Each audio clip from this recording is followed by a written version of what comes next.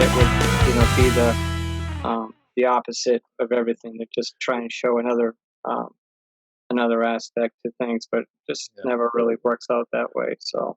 Well, you'd have to call the strip Doomsday, which I think there's already a strip called that, right? If you get too depressing, so you got to keep it up a little bit.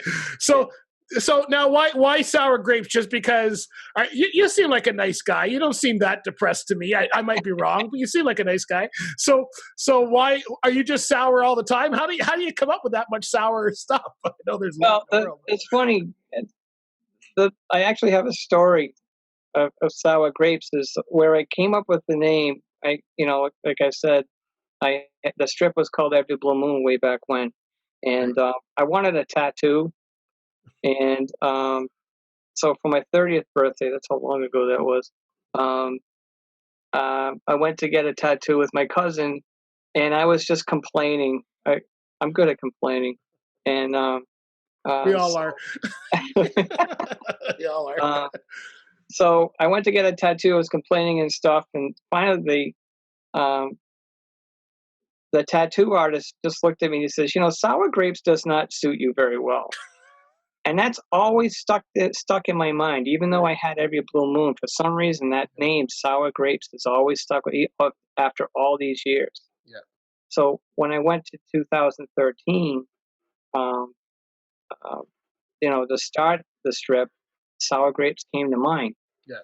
But the even weirder part is that I Googled Sour Grapes just to make sure nobody else had it for a title on that. Yeah. And sure enough, the first thing that shows up is that it's Sour Grapes is a derivative from an Aesop's fable. Oh, wow.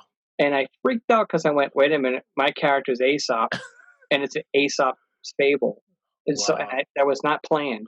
Right. So I knew right there that was something telling me that, Sour Grapes was it.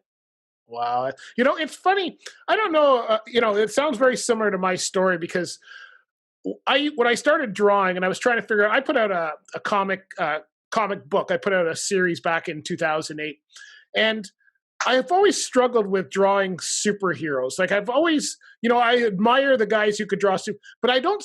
They all seem too happy to be. And someone told me, they said, "You know what, Bruce? You always draw happy," because I'm a happy person.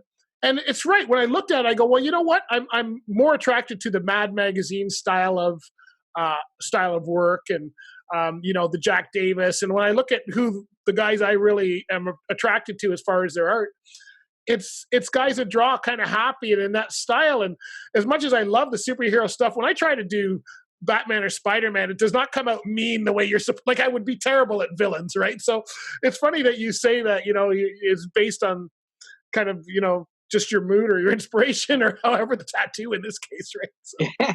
Well, it's I have a lot of people tell me Aesop's you.